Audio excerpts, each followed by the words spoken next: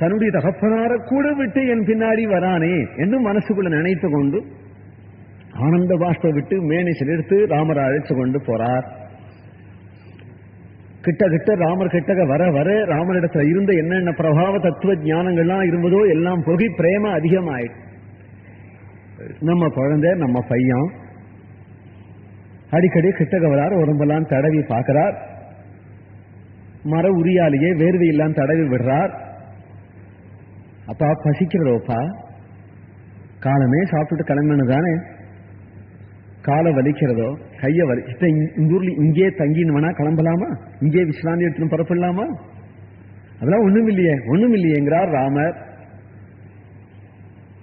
இவர்களுக்கு பசிக்கிறதோன்னு கேட்கிறாரு, என்ன பண்ண போறாரு அவர்? கையில சோத்து முட்டை கட்சின்னு வரல, அங்க ஒன்னும் போற பாதையில ஆகாரத்துக்கு வசதியும் கிடையாது. பசிக்கிறதோன்னு கேட்டானால் அது அப்பேற்பட்ட மந்திரம் வச்சிருக்காராம் அவர். அந்த மந்திரத்தை சொல்லிவிட்டா பசியே பசி இருக்காது, வாட்டம் இருக்காது, கலப்பு இருக்காது, சலப்பு இருக்காது. தூக்கம் வர வேண்டிய சமயத்துக்கு வரும், வேண்டாங்க சமயத்துல தூக்கம் கலையும், வேண்டாத சமயத்துல தூக்கம் வந்துடாது. அப்படி எல்லாம் ஒரு பெரிய வித்யா அவர் இடத்துல இருக்கு. அந்த வித்தியை இந்த குழந்தைகளுக்கு பலை அதிபலை அப்படிங்கிற வித்தியை ராமருக்கு உபதேசம் பண்ணி விட்டார். என்ன நினைக்கிறார் இப்போ நினைச்சு பாருங்க.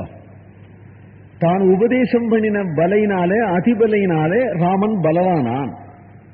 இந்த எண்ணம் எப்படி வந்தது அவருக்கு? சித்த முன்னாடி அவர் சொன்னது, நாம் வேத பிரமாணத்தாலே உன்னுடைய பிள்ளைய பரமாத்மான தெரிஞ்சுட்டேங்கிறவர் வேதாக வேதம் புருஷம் மகாந்தன் சொல்லிட்டே வரும்பொழுது அதே வேதத்துல கிந்தத் விஷ்ணோர் பலமாகு என்று விஷ்ணுவனுடைய பலத்தினாலே சர்வ ஜகத்தும் தரிக்கப்பட்டிருக்கு அப்படின்னு சொன்னது அவர் கண்ண திரும்பிடாமையா இருந்திருக்கான். அப்பேற்பட்ட பலவானான பிள்ளைக்கு இவர் பலை அதிபலை தன் மந்திரத்தினால்தான் பலம் உண்டாக்கணும்னு இவருக்கு தோன்றதானால், இப்படி தோன்றதுக்கு காரணம் என்ன? இது ரிஷி சுபாவம். இல்லாது போனால் ராமருடைய பிரேம சுபாவம்.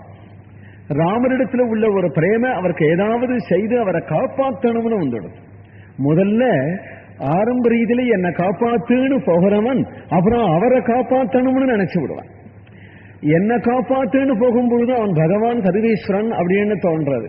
கடைசியில பக்தன் என்ன பண்றான், தன்னை காப்பாத்துன்னு போனவன் அதை விட்டுட்டு அவரை காப்பாற்றணும், அவரை ஜாக்கிரதையா வச்சுக்கணும், ரொம்ப அபூர்வமான பொருளாச்சே, அதை உத்தமமா வச்சுக்கணுமே என்று நினைச்சு அதுல அக்கறை வந்துடும். அதுதான் பிரேமை. இந்த பிரேமைக்கு அடிப்படை எதுனா ஞானம். இந்த ஞானத்தின் மேல வரக்கூடிய இந்த பிரேமை இருக்கு, அது அப்படியே தகதகன்னு ஜொலிக்கிறது. விஸ்வாமித்திரருக்கு இந்த ஞானம் இல்லாம இல்லை, அத்தகைய ஒரு ஞானத்தோடு கூட. ஆனால் ராமனுக்கு மங்களாசாசனம் பண்றார் வைதிக மந்திரங்களால. ராமர் சௌக்கியமா இருக்கணும்னு நினைச்சிருந்தார். ராத்திரி பொழுது அங்கேயே சரையூ நதி கரையிலேயே தங்கினார். மகரிஷி மலமணனு தர்ப்பங்கள் புல்லெல்லாம் செத்தனார், புடுங்கிறார். ராமர் இது எதுக்கு புடுங்குறாருன்னு பார்த்தார். ஆத்துல ஒரு மாடு வச்சிருந்தாரோ என்னவோ எது நினைச்சு கூட கூட ராமரும் லட்சுமணரும் புடுங்கினார்கள். ஒரு கட்டு கட்டினா அதை கொண்டு வந்து ஒரு இடத்துல ஒரு மரத்திடலி நல்ல இப்படி பார்த்து நல்ல இடமா ஒரு இடத்துல இப்படி அலர்த்தினார்.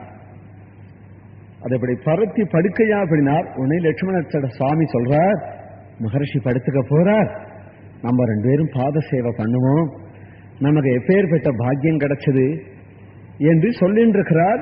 லட்சுமணர் கிட்டக்க படுக்கையை பரத்தி விட்டு விஸ்வாமித்திரப்படி திரும்பினார்.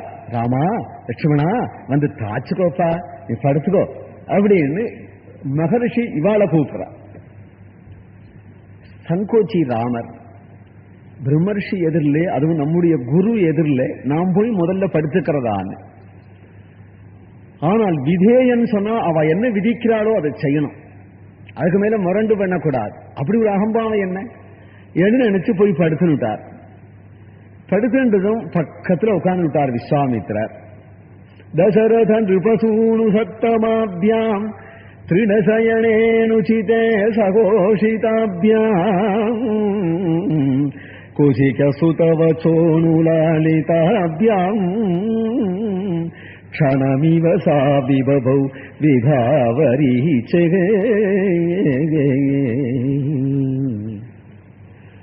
தசரத நிருபசூனு சத்தமாபியாம்.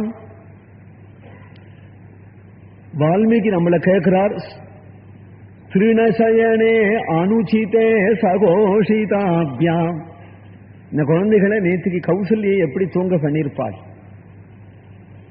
உயர்ந்த ஹம்சதூளிகா மஞ்சத்துல ரத்ன கதிதமான தங்க கட்டில்ல நல்ல மெத்த போட்டு தன்னுடைய பரமபிரேமகுமாரனான ராமனுக்கு பட்சணங்கள்லாம் கொடுத்து, பால் கொடுத்து, தங்க கிண்டியில பால் கொடுத்து, குழந்தைய சுக சயனமா அவளை சயனிக்க வச்சு மஞ்சத்தை தோழிகள் ஆட்ட, பக்கத்துல இருந்து விசிற, எதில் உட்கார்ந்து கொண்டு வீணையை மீட்டு கொண்டு நீலாம்பரி ரீதி கவுள முதலீதான ராகங்களை பாடி தாளாட்டி சொகுசாக தூங்க பண்ணின ராஜ சிசுக்களான இவர்களை இழுத்துண்டு வந்து இந்த சரையுனதி கரையிலே சாரக்காத்திலே மரத்தடியில பரதேசிய போல தர்பசயனத்துக்கு இப்பே விடிச்சா அபியாசம் கொடுக்கணும். இவ தர்பசயனத்துல கொண்டு போட்டுட்டானே இந்த ரிஷி. வால்மீகி சொல்றார், இது உச்சிதமா ஐயா, இது உச்சிதமா அப்படின்னு கேட்கிறார். திருணசயனே அனுச்சிதே சகோஷிதாபியாம். ஆனால் விஸ்வாமித்திரர் எப்படி இருந்தார்? குஷிக சுதவச்சோணுலாலிதாபியாம். ஒரு நாள் கௌசல்ய கூட ராமன் தூங்குற வரையிலும் தான் ஊஞ்சல ஆட்டேன் இருப்பாள். குழந்தை நன்னா தூங்கி போயிட்டா அவளும் பக்கத்துல படுத்து நடுவாள். விஸ்வாமித்திரனோ ராமர் அப்படியே கண்களை மலர்ந்து லட்சுமணன் பக்கத்துல படுத்துன்னு இருக்க, யோக நித்ரையில இருக்க, இதை பார்த்து விட்டு அந்த விஸ்வாமித்திரன் சரி குழந்தைகள் தூங்கி போயிட்டா நாம் போய் படுத்துப்போம் அப்படின்னு தூங்கவும் இல்லையா. அந்த போய் சரி நாம் தியானத்துக்கு போவோம் கண்ணை மூடிண்டு தியானத்துல யோகத்துக்கு போகவும் இல்லையா. அப்படின்னா அசடுனா ஏனால் யார தியானம் பண்ண போறார்? அதனாலே அவர் அந்தண்ட போகல. கண்ணை மூடி யார தியானம் பண்ண போறமோ அவன் தான் இங்க பக்கத்துல படுத்துட்டு இருக்கிறோம். இப்ப அவனை விட்டு அந்தண்ட எங்க போகணும்? பக்கத்துல நின்று கொண்டு அவனுடைய அழகையே ராத்திரி பூரா பார்க்கிறார். குஷிக சுதவச்சோணுலாலிதாபியாம். அனுலாலிதாபியாம் அப்படின்னார். லாலனம் சித்த நேரம் பண்ணிட்டு போயிடல.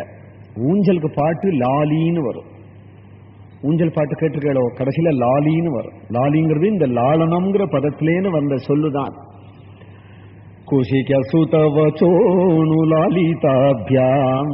ராத்திரி பூரா இந்த குழந்தைகளுக்கு மாத்தி மாத்தி கதை சொல்லிக் கொண்டும் இந்த குழந்தையுடைய முதுக தட்டி தூங்க பண்ணி கொண்டும் லாலன பண்ணி கொண்டே வெடிய வெடிய உட்கார்ந்துருந்தாராம். குஷிக சுதவச்சோணுலாலிதாபியாம். ராத்திரி பொழுது எப்படி போச்சுன்னார்? க்ஷண விவசா விபவௌ விவாவரீச்ச. ஒரு க்ஷணம் போல போயிடுச்சுன்னார்.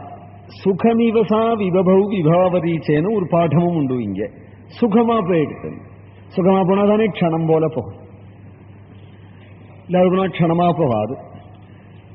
சுகமகா க்ஷணமகா யாருக்கு போச்சு அப்படின்னா அதுக்குள்ள வெடிஞ்சுட்டா பிராம முகூர்த்தமாகிடுதா அப்படின்னு விஸ்வாமித்தருக்கு தோன்றதாம். இந்த குழந்தைகளை பார்த்தா இந்த குழந்தைகளுக்கும் விஸ்வாமித்திரருடைய லாலனையில ஒரு க்ஷணம் போல ராத்திரி போயிடுச்சுன்னார். ஆனால் இந்த க்ஷணம்ங்கிற கிரியா விசேஷனம் விபாவரிக்கு. விபாவரிக்கு எப்படி இருந்ததுனால் அவளுக்கு ஒரு க்ஷணம் போல போயிடுச்சு. விபாவரி என்ன பண்ணினால் விபவவு விபாவரீச்ச. விபாவரின்னு அவளுக்கு பெயர். பிரபையினால தடுக்கப்படுறதுனாலேயே விபாவரின்னு அவளுக்கு பெயர். அவளுக்கு சுகமா இருந்ததுன்னா 4 ஜாமம் முகம் வேண்டியிருக்க ஒரு க்ஷணம் போல போயிட்டாளாமா. அவளுக்கு 108 ஜாமம் இருக்கக்கூடாதுன்னா அவள் இஷ்டப்படி இருக்க முடியாது. அவெல்லாம் வாட்சி கட்டினபடி நடக்க வேண்டியவா. ஒரு க்ஷணம் இருந்துட முடியாது. ஆச்சு சூரியோதயம் ஆயிடும். போய்தானே ஆகணும். அவளுக்கு ராத்திரி பூரா சுகமா இருந்ததான் ராத்திரி தேவிக்கு. எதனால என்ன ஒரு நாள் இந்த குழந்தைகள் தூங்குற அழக அரண்மனையில போய் பார்க்கலாம் அப்படின்னு நினைச்சா 4 புறங்களையும் கற்பூர தீபம் ஏற்றி வச்சு அந்த அந்தப்புறத்திலே அந்த காந்தியினாலே இருட்டு வடிவமான ராத்திரி தேவி உள்ள வர முடியாதபடி பண்ணியிருப்பாள். இங்கேயோ தீபம் இல்லாததுனாலே மரத்தடியிலே வந்து இந்த குழந்தைகள் தூங்குற அழக ராத்திரி தேவியும் ரசிக்கிறாப்புல இருந்ததுனாலே அவளுக்கும் சுகமா இருந்துதான் இந்த ராத்திரி பொழுது போனது. ஐயோ ராத்திரி நம்மளுடைய டைம் ஆயிடுச்சே, நாம் போய் ஆகணுமே, சந்தியாதேவி வர டைம் ஆயிடுச்சே அப்படின்னு நினைச்சுட்டே ராத்திரி நீங்கினாலாம். இன்னும் செத்த நேரம் இருக்கலாமே அப்படின்னு நினைக்கும் பொழுதே சந்தியாதேவி முகம் செவக்க, ஏன்னா ஓ டைம் ஆயிடுச்சு நீ போக வேண்டியதாரே என்று அவள் முகம் செவக்க, போராத்துக்கு சந்தியாதேவி வந்துட்டார்னு விஸ்வாமித்திரன் நனவு மூட்ட, சரி நாம் நாளைக்கு பார்த்துக்கலாம் என்று போராளாம் ராத்திரி தேவி. கௌசல்யா சுப்ரஜாராமே பூர்வா சந்தியா பிரவர்த்ததே உத்திஷ்டே நரசார்தூலே கர்த்தவ்யம் தெய்வமான்ஹிகம். விஸ்வாமித்திரர் வெடியற்காலி எழுந்து கொண்டு அனுஷ்டானங்கள்லாம் பண்ணி வந்து பார்க்கிறார் குழந்தைகளை. அப்பொழுதும் படுத்திருக்கிறார்கள்.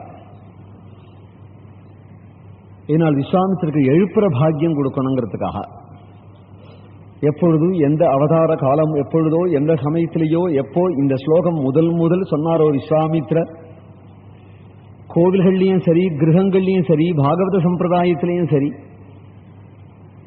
பகவான பஜனை பண்ணி எழுப்பும் பொழுதோ, பூஜைப்பட்டில சாலக்கிராமத்தை திருவாராதனத்துக்கு எடுக்கும் பொழுதோ, கோவில்ல மணிக்கதவன் தாழ்ந்திருக்கும் பொழுதோ இந்த ஸ்லோகம் உபயோகப்படாத இடம் கிடையாது. அப்படி ஒரு சுப்பிரபாதம் பண்ணினாரே விஸ்வாமித்திரர். அந்த சுகத்தை அவர் தான் முதல்ல அனுபவிச்சு காண்பிச்சார் அப்படின்னு நினைக்கிறேன். கௌசல்யா சுப்ரஜாராமே அங்கேன்னு வந்து பார்த்தா அப்பொழுது ராமன் படுத்திருக்கிற அழகு, லட்சுமணர் படுத்திருக்கிற அழகு இவளை எழுப்பணும். எழுப்பும் பொழுதே கௌசல்யா சுப்ரஜாராமா அப்படிங்கிறார். கௌசல்யா சுப்ரஜாஹா, உலகத்தில் குழந்தைகளை பெற்றவள்ளியே கௌசல்ய போல பாக்யவதி உலகத்துல ஒத்தி இல்லை. அப்பேற்பட்ட புத்திர ரத்தனத்தை பெற்றாளே என்று கௌசல்யை நினைச்சு பார்க்கிறதாம் விஸ்வாமித்திரருடைய ஹிருதயம். ஆம்பளைக்கு ஆம்பளை தசரதன் நினைக்கிறதானே, ஹே தசரதராஜகுமாரா அப்படின்னு கூப்பிடுறதானே, கௌசல்யனுடைய பிள்ளையேன்னு கூப்பிடுவானே. நாள் தசரதர் 1000 ஆட்சேபனை பண்ணி இந்த பிள்ளைய அனுப்பிச்சார் விஸ்வாமித்திரர் பின்னாடி. அதுவும் தனக்காக இல்லை, வசிஷ்டர் சொன்னாருங்கிறதுக்காக. நான் என்னத்துக்கு தாசரதேன்னு கூப்பிடணும்? கௌசல்யோ கிட்டகை இங்கேன்னு போனதுமே வில்லு வித்த கத்துன்றதும் கத்துக்காதுமா, ஒரு தர்ம காரியத்தை நடத்தி வைக்கிறதுக்கு, அதுவும் ஒரு ரிஷிக்கு கைங்கரியம் பண்ண முடியான பாக்கியம் கிடைச்சதே குழந்தை, அவசியம் வேட்டுவா என்று அனுப்பிச்சாலாம் கௌசல்ய. அதனால சொல்றார் கௌசல்யா சுப்ரஜாகா, ஆட்சேபனை இல்லாம சந்தோஷமா அனுப்பிச்சாலேன்னு. கௌசல்யா சுப்ரஜா, ஒரு நாள் இன்னைக்கு நான் உன்னை எழுப்புறேன், தினந்தோறும் உன்னை எழுப்பி பால் கொடுக்கக்கூடிய அந்த தாயார் என்ன சுகப்பற்று போலாப்பா என்று நினைச்சிருந்தார். கௌசல்யா சுப்ரஜாகா, கௌசல்யா சுப்ரஜா சேதுஸ்குரா கௌசல்யனுடைய பையனே குழந்தை. பொதுவாக வெடிய காலமே குழந்தை எழுந்திருக்கும் பொழுதே சொல்ற பிராதஸ்மரணம் என்ன? முதல் வாக்கியம் என்ன தெரியுமோ? ஒவ்வொரு குழந்தைகளும் அம்மா, இந்த முதல் வாக்கியம் ஒவ்வொரு குழந்தையும் எழுந்துக்கும் போது. அதுபோல ராமலாலா எழுந்துக்கும் பொழுதே அம்மா அப்படின்னு கூப்பிட்டானா, ஆனால் நாம் திடீர்னு நம்ம முகத்தை காட்ட முடியுமா? எப்படி குழந்தைய திடீர்னு அழைச்சு வந்திருக்கிறோம், முக்த பாலகனா இருக்கிறான், திடீர்னு அம்மாட்டே அப்படின்னு அழ ஆரம்பிச்சுட்டா என்ன செய்யறது? பாதி தூரம் வந்தாச்சே, எழுப்பும் போதே தூக்க கலகத்துல. அதனால நம்ம அம்மாவை நினைவு மூட்டியே எழுப்பிடுவோம் என்று நினைச்சு கௌசல்யா சுப்ரதா, கௌசல்ய குமாரா அப்படின்னா, கௌசல்யே கூப்பிடும் போது அப்படி கூப்பிட மாட்டா இல்லையா அப்படின்னு தெரிஞ்சுக்கிட்ட இந்த குழந்தைகள் என்று கூப்பிடுவாராம். கௌசல்யா புத்திரான்னு கூப்பிடுறான். கௌசல்யா சுப்ரஜாராமே. எழுப்புறதுல இஷ்டம் இல்லையா? ஏன்னா அவன் தூங்குறதும் ஒரு அழகா இருக்கிறதா. ராமா, அழகான தூக்கம், அழகான தூங்கிட்டு இருக்கும் போது அப்படியே பார்த்து உட்காந்துக்கலாம் போல இருக்கேன்னு ஆழியாச்சே, சூரியன் கிளம்புறானே. ராமா அப்படி பார்க்கிறதே அழகா இருக்கேங்கிறார். கௌசல்யா சுப்ரஜா ராமா அப்படி பார்த்தார். பூர்வா சந்தியா பிரவர்த்ததே, பூர்வா சந்தியா பிரவர்த்தனா, சந்தியாகாலம் வந்துடுத்து அப்படிங்கிறார்.